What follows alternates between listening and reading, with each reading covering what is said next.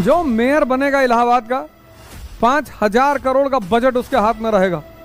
कुछ नहीं करेगा, कुंभ का होर्डिंग का टेंडर दे देगा। होर्डिंग का प्रयागराज में आपका स्वागत है, सिर्फ जिसको बैनर का टेंडर दे देगा ना वो 20 करोड़ रुपए कमा लेगा। ऐसे न जाने कितने छोटे छोटे काम होंगे। 10,000 करोड़ इस 2 साल में इलाहाबाद में 10,000 करोड़ का हेर फेर होगा।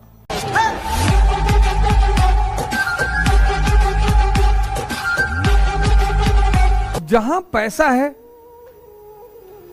वहां लड़ाई है। इलाहाबाद के मेयर का चुनाव, जो इस बार मेयर बनेगा वो मलाई खाएगा, रबड़ी खाएगा, मक्खन खाएगा। कुंभ लगने जा रहा है, 5,000 करोड़ का बजट है। तुम सोच रहे हो यार हम ही लड़ जाते, लड़वाएंगे। देख रहे हो चुनाव के चक्कर में कितना शूट आउट हो गया इलाहाबाद में। जो इतने सारी दुर्घटनाएं घटी वो सब चुनाव का ही मामला था। बिना पैसे के लिए मूर्ख लोग लड़ते हैं।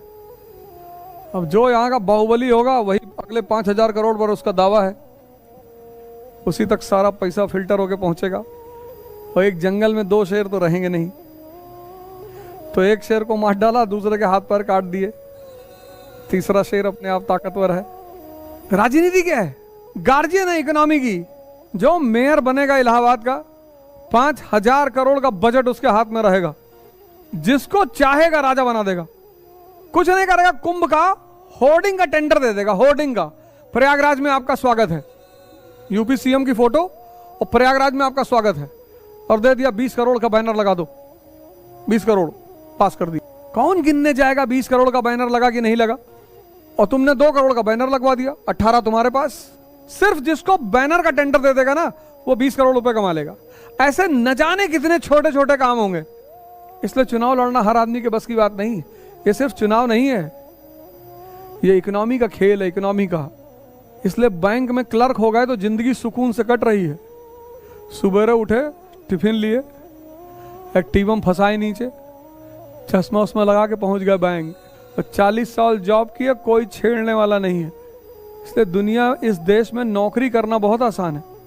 देखो यार वो ट्रॉलर भी बेचारे बैठे हैं, वो जब मैं बोलता हूँ पढ़ाता हूँ लाइव तो देखते रहते हैं, कुछ बोलेगा उल्टा सीधा कुछ बोलेगा तो उनको वहां से निकालना होता है।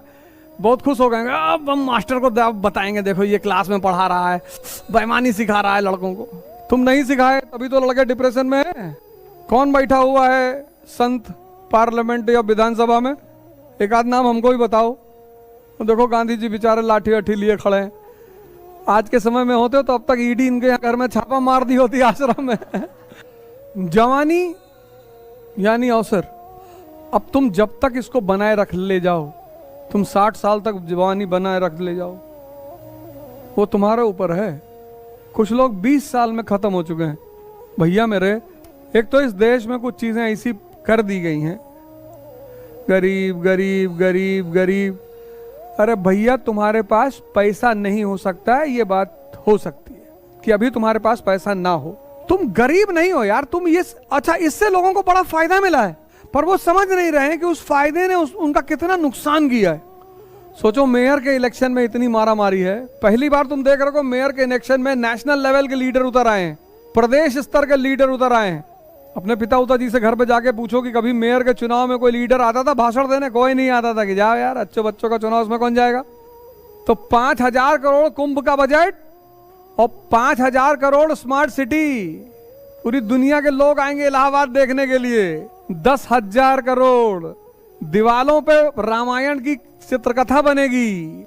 टेंडर दे दिया 100 करोड़ रुपए का कि इलाहाबाद के हर दीवाल पर रामायण की हर कथा का अंकन करवा दो। कितना पैसा लगेगा? साहब 40 लाख रुपया लगेगा। दे दो 100 करोड़ रुपया। अच्छा वाला रंग लगाना, वो स्पेन वाला। जी जी जी जी जी।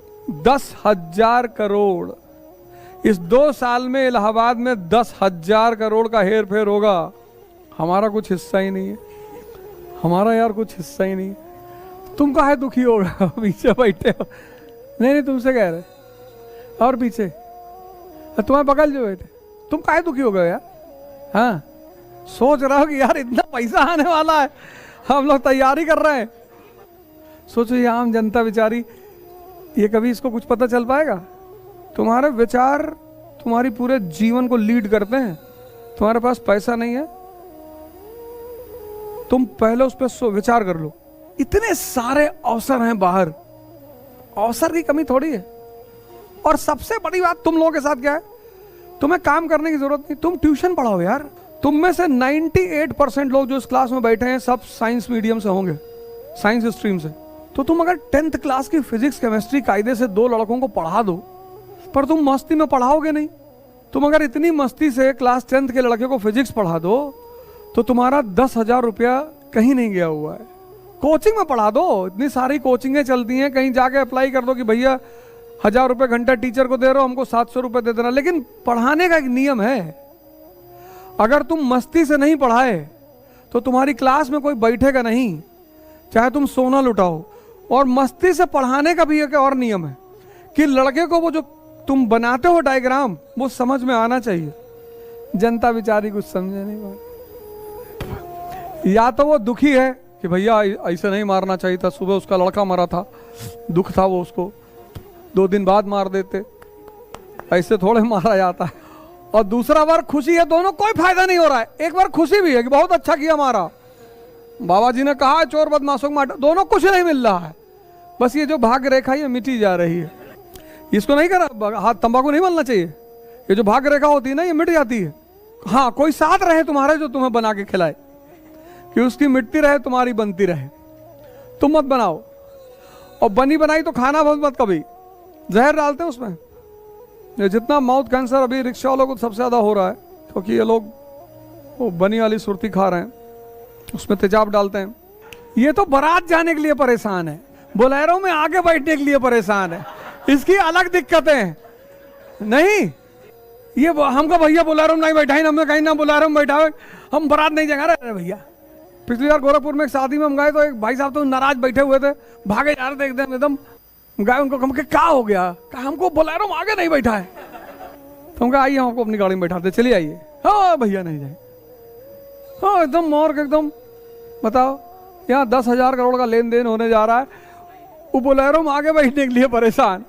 ये बोनेट पे गर्म रहता है ना, इंजन रहता है बोनेट पे तो पॉपकॉर्न, इसीलिए वो तुमको चाहता है कि तुम ब्यूरोक्रेट बनने जा रहे हो, वो नहीं चाहता है कि तुम बोलेरो में आगे बैठने के लिए परेशान रहो।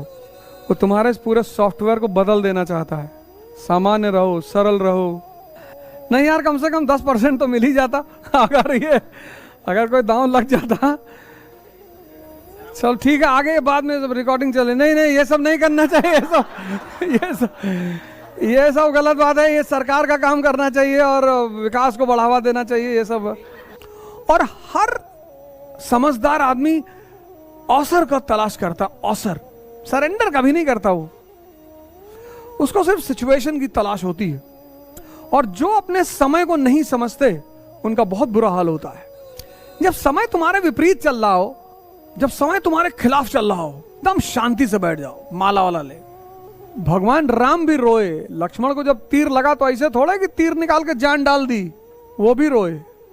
कहते ना कि भगवान को कष्ट नहीं हो सकता, कितना हुआ देखो। भगवान थे, उनकी पत्नी उठा ली, आंख बंद करके पता कर लेते, सारा ब्रह्मांड चला रहे। लेकिन वो कहानी इस बात का सूचक है कि इस धरती पर अगर भगवान भी रहेगा तो वो भी उसी सारी चरण से गुजरेगा जिससे हम इंसान गुजरते हैं।